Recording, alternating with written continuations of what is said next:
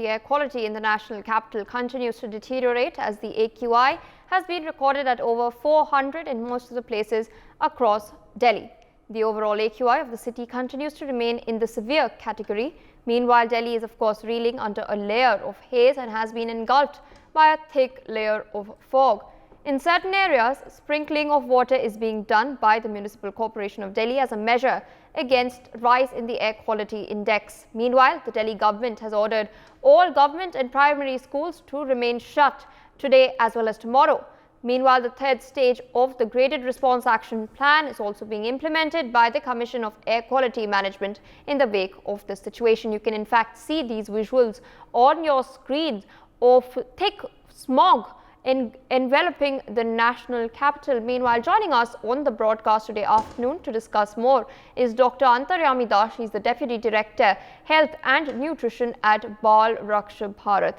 Good afternoon, sir, and thank you for joining us on NewsX. At the very outset, I would like to ask you whether you personally have felt any difference in the air quality in the past few weeks in Delhi, and are you finding it difficult at the moment? I can see you're wearing a mask. Yes, I can feel it, and these days there is no difference between an ambient air pollution and an household air pollution, because everything has come inside the hall, inside the room. So it is pretty much bad, and I'm surprised to see that even after hitting 1000 AQI yesterday, of course India was batting fantabulously, but people were still burning crackers in the evening, so that is adding more pollution to it. So yes, it is pretty bad. Indeed, and we are seeing that this is rather hazardous for people who are facing health conditions, those with asthma and bronchitis especially. So are you seeing an increase in the number of patients who are suffering from respiratory issues at this time? Yes, absolutely. It is not only affecting the respiratory illness. In fact, if you see the spectrum of the impact of air pollution on the overall health and development, you can range it from prematurity, low birth weight, to anemia, to delayed milestone development, to neonatal death, to lungs infection, asthma, chronic obstructive pulmonary diseases, cataract. So in every age group, you will see the manifestation of air pollutions getting manifested differently. And of course, children are most vulnerable. Because of two reasons: that their immunity, their lungs is still in a developing stage, and the second most technical reason for which children are most vulnerable is that if you calculate their per capita per kilogram body weight, they inhale more air than adult.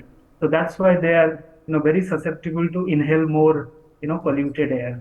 There was a evidence from 2017 by the Center for Science and Environment that talks about 1/3 of children in Delhi, they have an impaired lungs function because of the polluted air they are exposed to.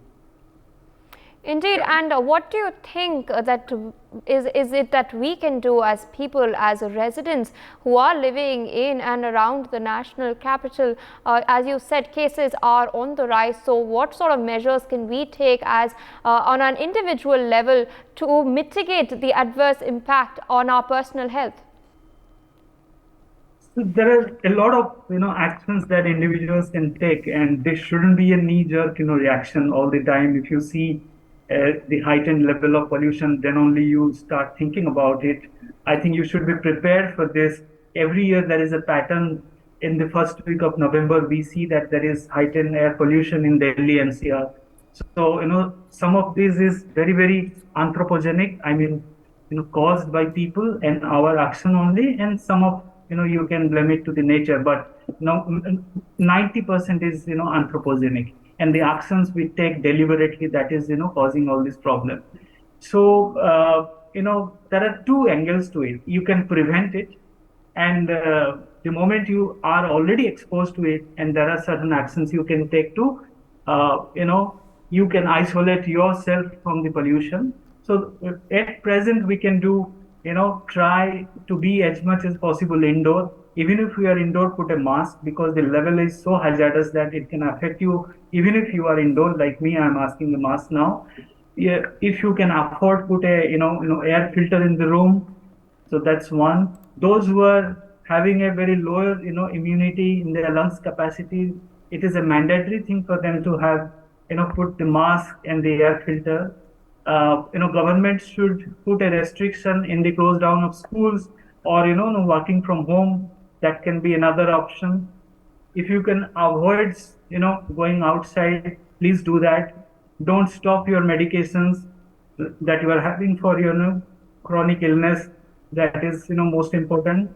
And the preventive measures could have been, I mean, we all know that the majority of the pollution is coming from vehicular, and some bit of it is from the burning of the stubble. So government and the community should take a collective decision in terms of managing those things, particularly in this